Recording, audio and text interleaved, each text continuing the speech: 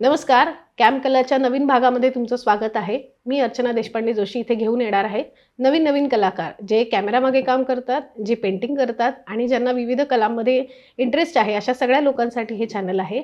आज आपण भेटणार आहोत व्यक्तिचित्रण, निसर्गचित्र, वेगवेगळे म्युरल्स आणि खूप प्रकारचं कन्सेप्च्युअल काम करणारे आपल्या ठाण्यातले सुप्रसिद्ध कैलास अन्याल सर. नमस्कार. नमस्कार कैलास सर. नमस्कार. तुमचं या चॅनलवर स्वागत आहे. आणि तुमची थोडीशी जर्नी आम्हाला जर कळली, ठाण्यातला तुमचा प्रवास, तुमची शाळा कुठली होती, तुम्हाला कलेच्या विभागामध्ये कधीपासनं इंटरेस्ट आला आणि तुम्ही कसे ह्या क्षेत्रामध्ये वळलात, तुमचं थोडंसं लहानपण आम्हाला कळलं तर. माझं SSC पर्यंतचं शिक्षण सरस्वती सेकंडरी हायस्कूल मल्हारच्या इथली जी शाळा आहे मराठी मीडियम त्याच्यामध्ये झालं आहे. आणि चित्रकलेची आवड लहानपणापासून होतीच मला, कारण माझ्या वडिलांना खूप चित्रकलेमध्ये इंटरेस्ट होता आणि ते मेकॅनिकल ड्रॉइंगमध्येच होते, त्या फील्डमध्येच होते. पण एक आर्टिस्ट व्हावं, पेंटर व्हावं असं कोणी पॅरेंट्स स्वतः तयार होत नाहीत. पण वडिलांची स्वतःची इच्छा होती की माझ्या एका तरी मुलाने या क्षेत्रात यावं. खूप पूरक वातावरण मिळाले तुम्हाला. आणि त्यांच्याकडूनच मला प्रोत्साहन मिळालं. आम्ही दर आठवड्याला किंवा महिन्यातून एकदा दोनदा जहांगीर आर्ट गॅलरी लहान असतानापासून मला ते घेऊन जायचे. तिथपासून मला आवड होतीच चित्रकलेची.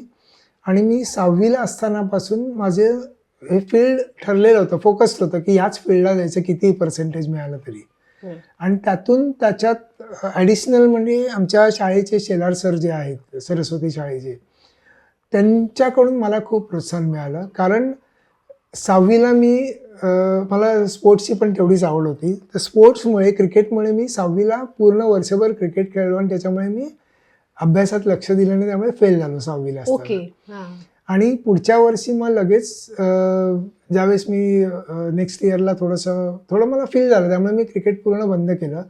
आणि मग वडिलांनी सांगितलं की शेलार सरांना की याला या फील्डमध्ये जायचं आहे. तर वडील खास सरांना भेटायला आले, ड्रॉइंग टीचरना.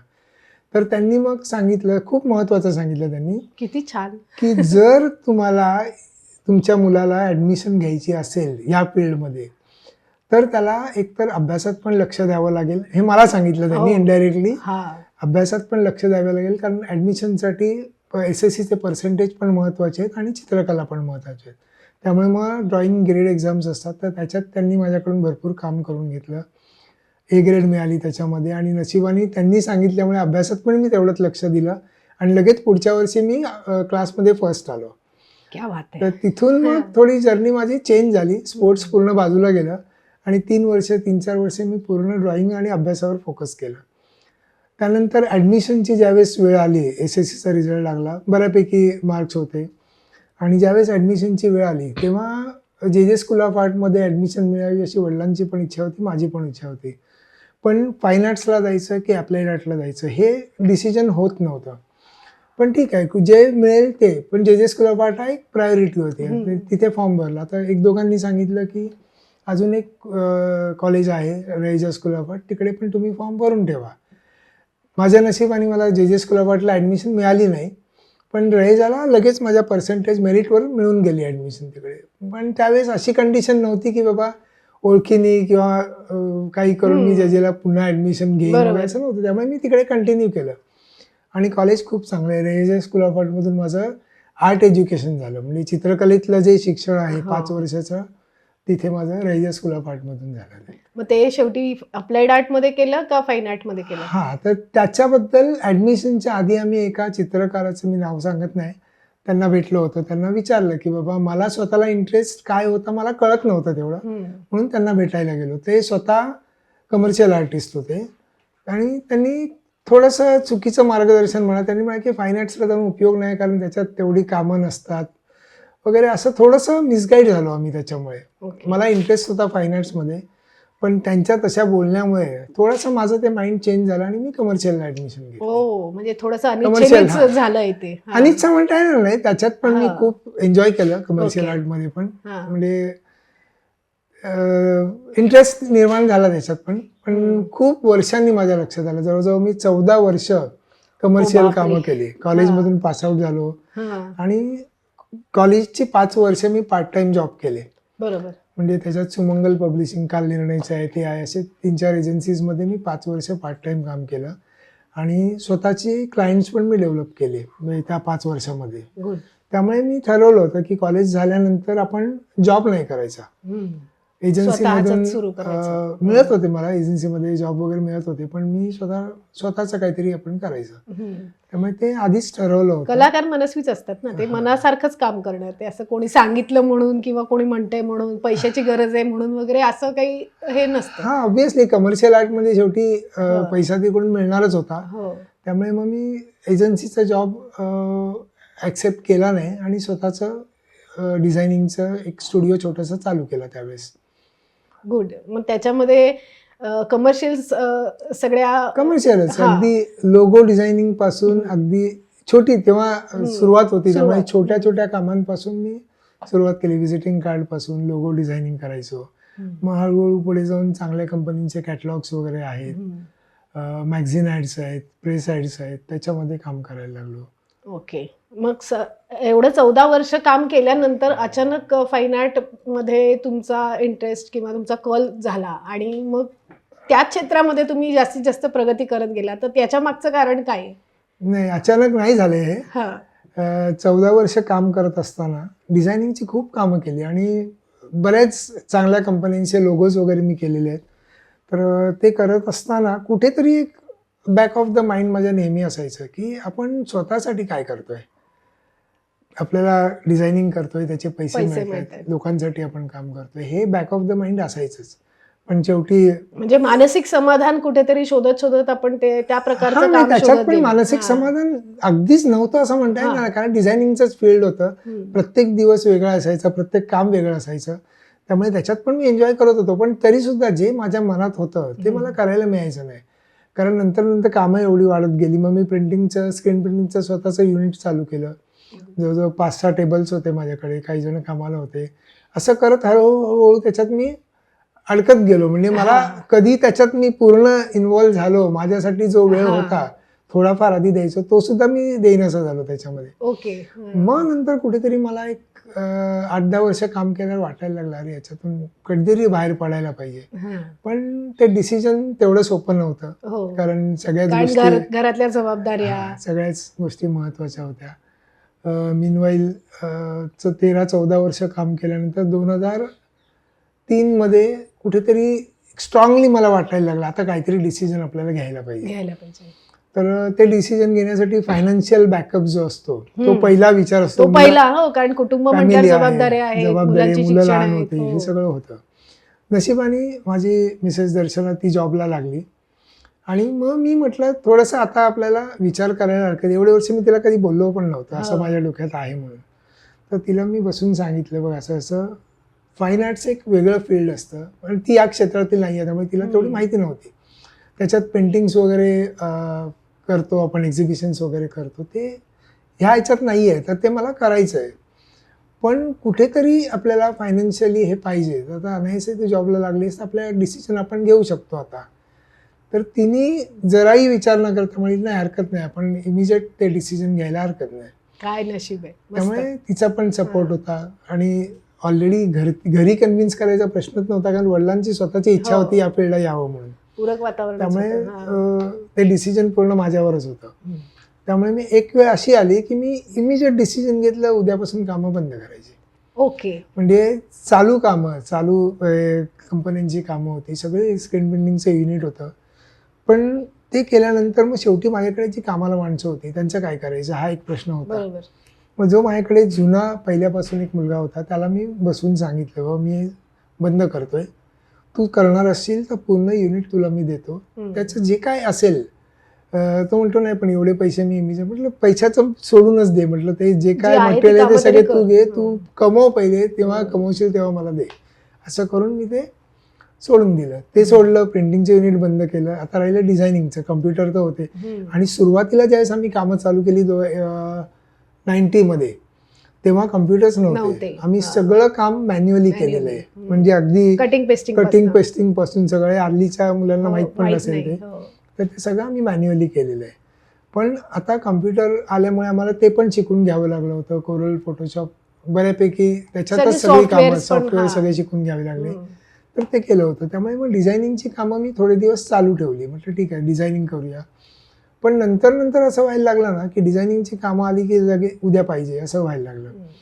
मग मी ते पण डिसिजन घेतलं. डिझाईन कम्प्युटरच मी विकून टाकला. म्हटलं नकोच आहे आता. कारण ऍडव्हर्टायझिंगची डिमांडच असते. एव्हरीथिंग वॉज हा. Required yesterday, Yes. So you need it today. Yes, yes, definitely. त्यामुळे तो डेडलाईनचा इश्यू येतोच. डेडलाईनचा इश्यू असल्यामुळे मी ते पण बंद केलं. बरं ते बंद केलं खरं, पण पुढे करायचं काय हा मी तेवढा स्ट्रॉंगली विचार केला नव्हता. तर त्यामुळे माझा भाऊ इंटिरियर डिझायनर होता, त्यावेळेस तो डिझायनिंगची कामं करायचा. मग काही महिने मी इंटिरियर डिझायनिंगमध्ये थोडंसं एक्झिक्युशनमध्ये आणि डिझायनिंगमध्ये काहीतरी एक चालू पाहिजे म्हणून मी सुरुवात केली आणि सायमल्टेनियसली आउटडोअर पेंटिंग्स चालू केली मी. निसर्ग चित्रांना निसर्ग चित्र म्हणजे स्पॉटवर जाऊन. त्याच्या आधी मी काय करायचो, ज्यावेळेस कमर्शियल कामं करायचो तेव्हा मी घरी रात्री बसून ऍबस्ट्रॅक्ट करायचो. वाव. जे मला वाटेल ते मी करायचो. गुड. ते अजूनही मी डिस्प्ले केलेले नाही, ते अजून तसेच मी ठेवलीत. कारण जे पेपर्स अवेलेबल आहेत छोट्या पेपरवर ते अजूनही मी काढलेले नाही आहेत बाहेर. तर ते मी बाजूला ठेवलेले आहे. तर ते करायचो. पण निसर्ग चित्रण ज्यावेळेस चालू केलं तेव्हा म्हटलं असं एकटं कुठे जाणार आपण, त्यामुळे मी चौकशी चालू केली असा कोणता ग्रुप आहे का. मग मला माझ्या एका मित्राकडून कळलं की संस्कार भारतीचा एक ग्रुप आहे चित्रकला विभाग. ते लोक असे दर आठवड्याला रविवारी किंवा आठवड्यातून एकदा आउटडोअरला जातात. म्हटलं चांगलं आहे ना, मग ग्रुप असेल तर अजून चांगलं आहे. तर मग मी अप्रोच झालो, मग संस्कार भारती जॉईन केली. मग हळूहळू काही वर्षांनी दर रविवारी म्हणजे जवळजवळ 4 ते 5 वर्ष जो फॅमिलीसाठी रविवारचा वेळ असायचा तो मी तिकडे द्यायचो. इतर दिवशी मग माझे बाकी कामं पेंटिंगचे ते करायचो. तर ते सॅक्रिफाईस ऑब्व्हियसली फॅमिलीनी पण केलेलं आहे. तर ते केल्यानंतर मग संस्कार भारतीचा चित्रकला विभागात काही वर्ष मग मी स्वतः पण लीड केलंय ते मग 2-3 वर्ष.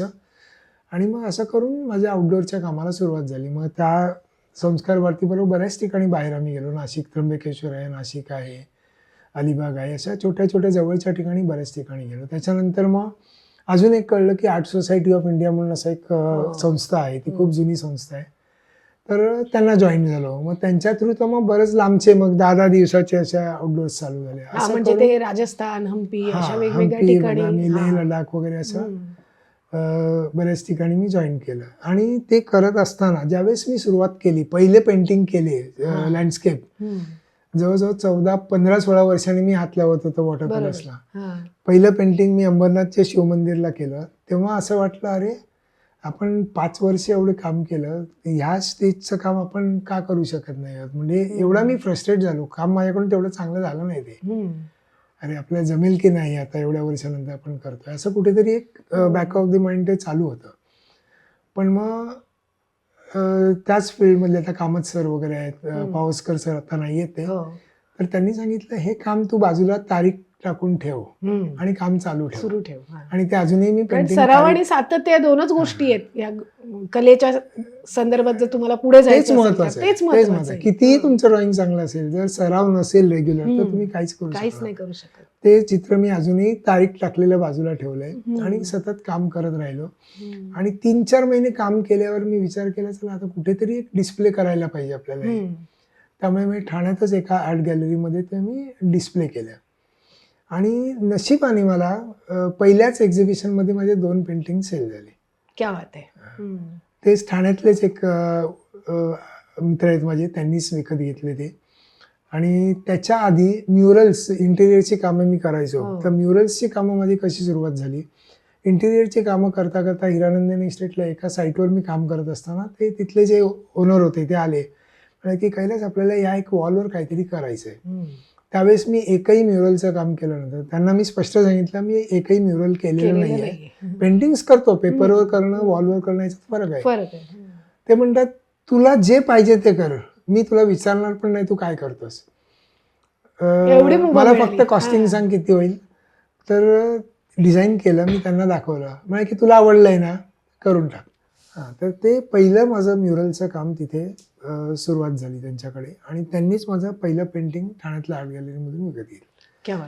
तर ते जे अमाऊंट आली पहिली तीच मी आता म्हटलं ही बाकी कुठे खर्च करण्यापेक्षा मी सरळ मग दुसरी गॅलरी बुक केली, आर्ट गॅलरी. Very good. तेव्हा मी कुठली गॅलरी बुक केली होती, मला वाटतं नेहरू सेंटर. नेहरू सेंटरची सर्क्युलर गॅलरी मी त्यावेळेस बुक केली. तेच पैसे मी तिकडे इन्व्हेस्ट केले मी. Very good. कारण म्हटलं इथे तिथे खर्च होण्यापेक्षा ते त्याच फील्डमध्ये गेलेले बरे. तशी एक्झिबिशन्सना सुरुवात झाली. मग तुम्ही जेव्हा हे निसर्ग चित्रासाठी वगैरे बाहेर वगैरे जायचात, तर ती निसर्ग चित्र सगळी वॉटर कलरमध्ये असायची आणि मग काही तुम्ही ॲक्रिलिक मध्ये पण केलेली आहेत. मग पोर्ट्रेट्स पण तुम्ही ॲक्रिलिक मध्ये करता.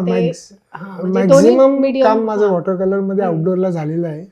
त्याचं कारण असं आहे की एकतर ऑइल पेंटिंग आउटडोअरला करणं म्हणण्यापेक्षा ते परत घेऊन येणं डिफिकल्ट असतं आणि वॉटर कलर त्यातल्या त्यात हँडल करण्यासाठी म्हणजे बाहेर पेंटिंग हँडल करण्यासाठी लगेच सुकतं ते कॅरी करायला जास्त सोपं आहे आणि हळूहळू मला त्याच्यात इंटरेस्ट येत गेला आणि वॉटर कलर मध्ये मी जास्त कम्फर्टेबल असतो आउटडोअरला काम करणं. ॲक्रेलिक मध्ये पण केलेली आहेत. आता लेह लडाखला गेलो होतो त्याच्यात मी ॲक्रेलिक मध्ये काम केलंय. आणि व्यक्तिचित्रण करताना ॲक्रेलिक वॉटर कलर जास्त करून स्केचिंग करतो मी. स्केचिंग करतो आणि ऑर्डर्सचं काम असेल तर ते ॲक्रेलिक मध्ये हल्ली ऑइलमध्ये केलेली आहेत बरीचशी, पण जास्त करून ॲक्रेलिक मध्ये. स्वतःला तुम्हाला आवडणारं माध्यम हे वॉटर कलर. त्याच्यात Definitely. कधी मजा येते. तर हे सगळं करताना म्युरल्स पण करता, तर म्युरल करताना काही वेगळे आयाम असतात चित्रकलेचे का?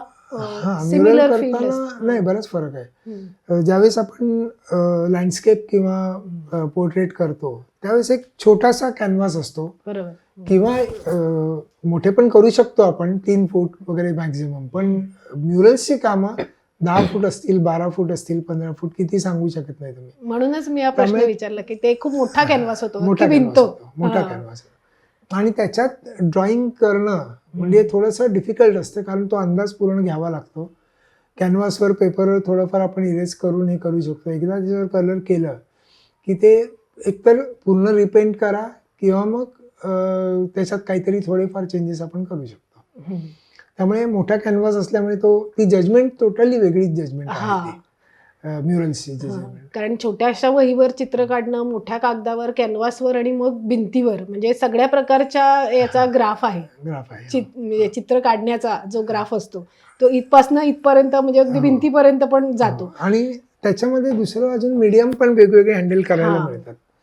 वॉलवर वॉटर कलर तर करू शकत नाही. ॲक्रेलिक ऑइल आहे, ऑइल मध्ये करता येत नाही. त्याचं कारण साईटवर काम असल्यामुळे बरेच जण तिकडे असतात, कार्पेंटर असतात, कोणाचा हात लागू शकतो, सुकायला वेळ लागतो, त्यामुळे तो ऑइल पेंटचा ऑप्शन तर तिकडे नसतो. तर ॲक्रेलिक मध्ये किंवा मग रिलीफ वर्क मध्ये मग ते सिमेंट मध्ये असेल, टेक्स्चर वर्क असेल, परत दुसरं माध्यम आलं. हे कम्प्लिटली वेगळं माध्यम, टोटली वेगळं माध्यम आहे. ते सिफोरेक्स मध्ये कार्विंग आहे, काही कामं फायबर मध्ये पण केलेली आहेत. पण फायबर मध्ये मी जास्त तेवढी प्रिफर करत नाही कारण त्याच्यात बरेच लॉंग प्रोसिजर आहे ती आणि थोडंफार दुसऱ्यावर डिपेंड राहावं लागतं ते. त्याच्यामुळे ते मी थोडं कमी प्रिफर करतो.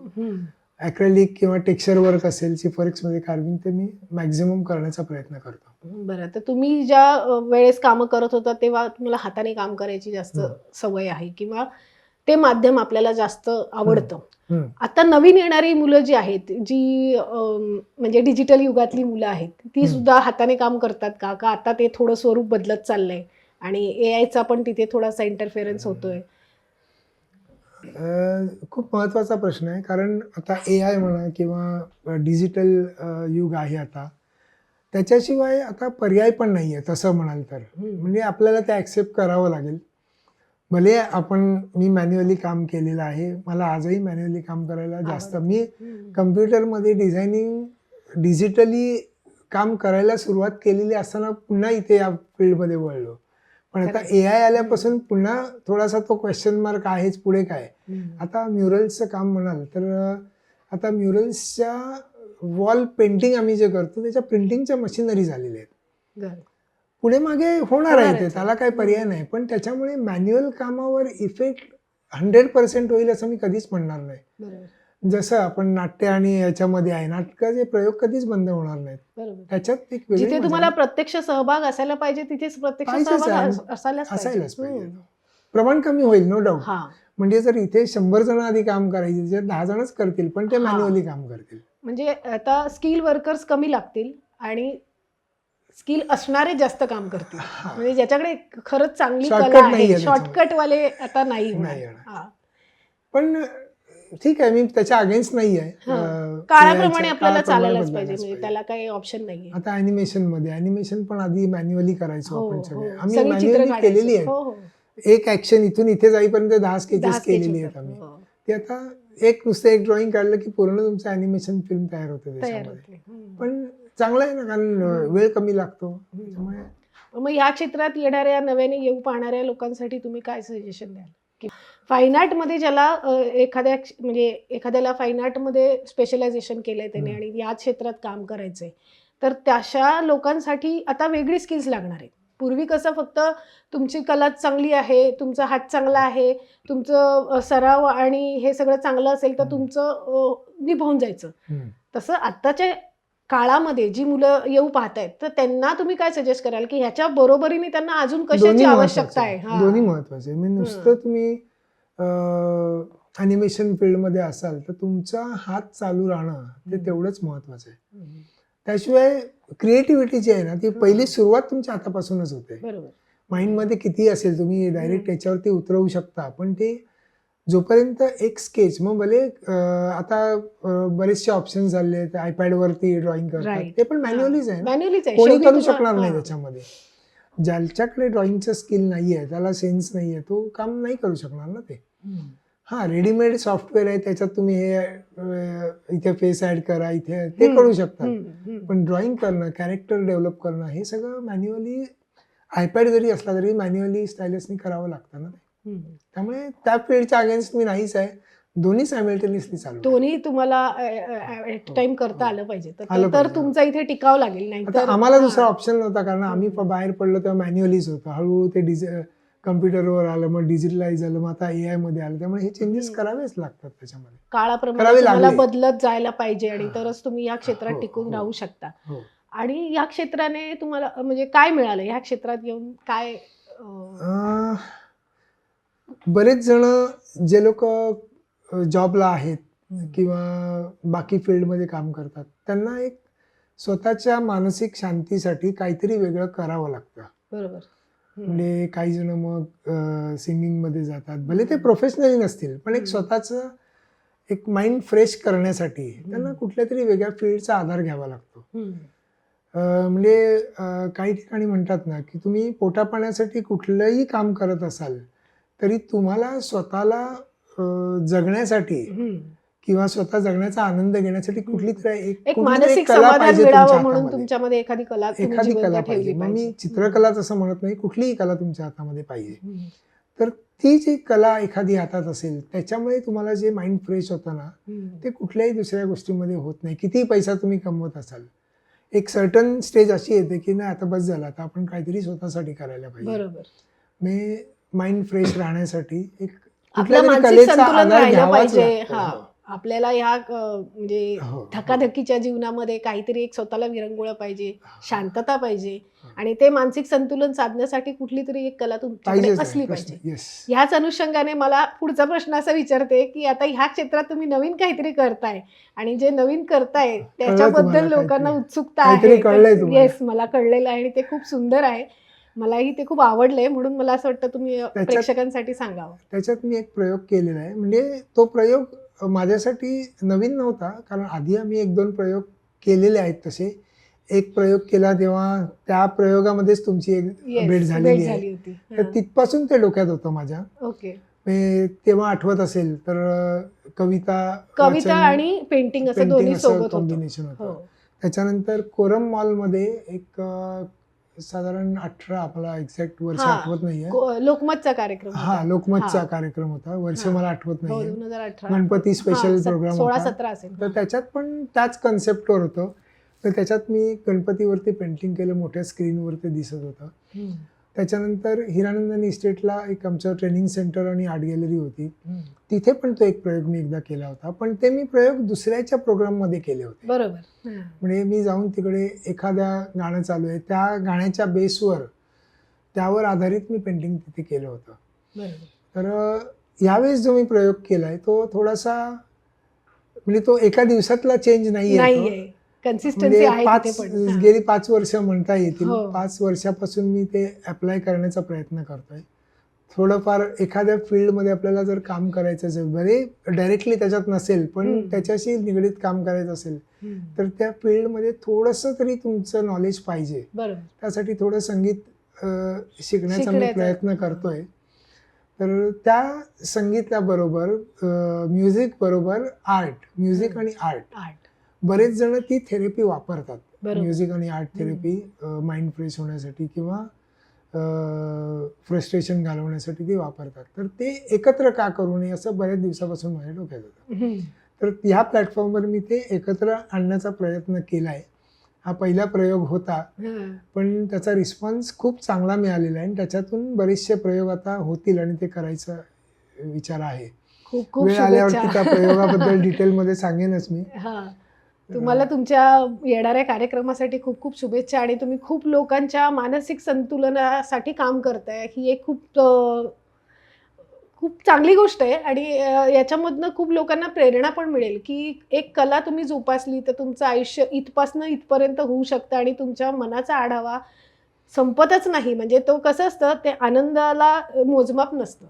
तर ते मोजमाप नसलेलं भांडं तुमच्याकडे आहे आणि त्याबद्दल आम्हाला खूप अभिमान आहे. भांडे तुमच्यासारख्या हां. रसिकांमुळे आहे ते.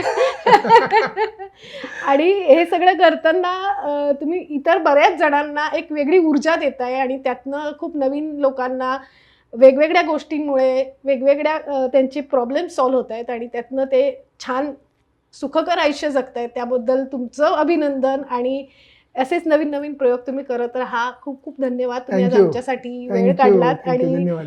इथे सगळं शेअर केलं. खूप खूप धन्यवाद. थँक्यू. अशाच नवीन नवीन कलाकारांना भेटण्यासाठी आमचं चॅनल लाईक करा, सबस्क्राईब करा, शेअर करा आणि बघत राहा कॅम्प कला. हे काय? खूप खूप धन्यवाद. अरे तुम्ही वा. आमच्या क्या चॅनलला बात आलात आणि छोटीशी एक कलाकृती माझ्याकडनं तुम्हाला. Thank you very much. थँक्यू.